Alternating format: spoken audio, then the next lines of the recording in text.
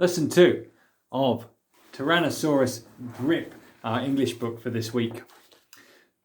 What we'd like you to do is you're going to think of some synonyms, and trying to say that word, synonym, for some different words that you might find in the book. Now, a synonym means a word that has a similar meaning.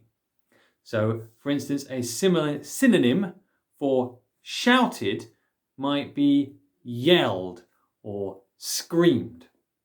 So what we'd like you to do is we'd like you to either go through the book and pick out some really interesting words that you like the sound of, or some perhaps you're not sure of the meaning, and write those down in your book or on a bit of paper and think of or work with an adult of some words which have a similar meaning.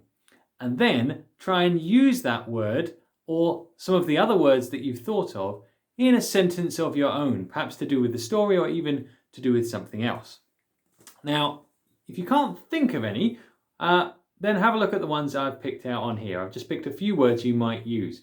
So for instance, synonyms for the word drip might be a wimp or a scaredy cat or a coward. And you could write those down next to the word drip and then try and use the word drip or some other of those synonyms in some sentences of your own. We've got other words up on here you can have a go, like scared, hungry, laughed, jumped, hooted, murmured, or grim, which I quite like that word, it's a good word.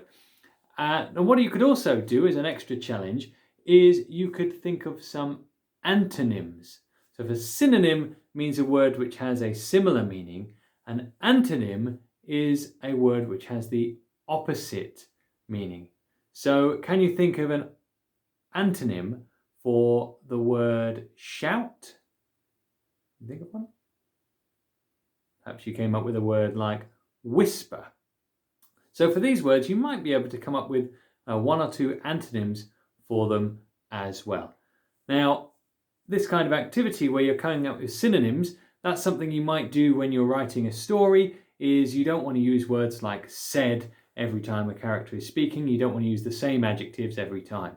So being able to come up with a synonym, an opposite word, or a similar word will really help you when you're improving your writing, so it doesn't repeat itself too much.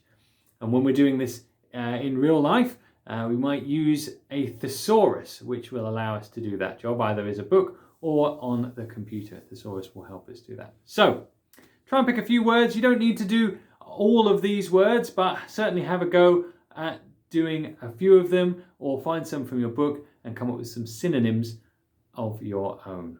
Okay, off you go.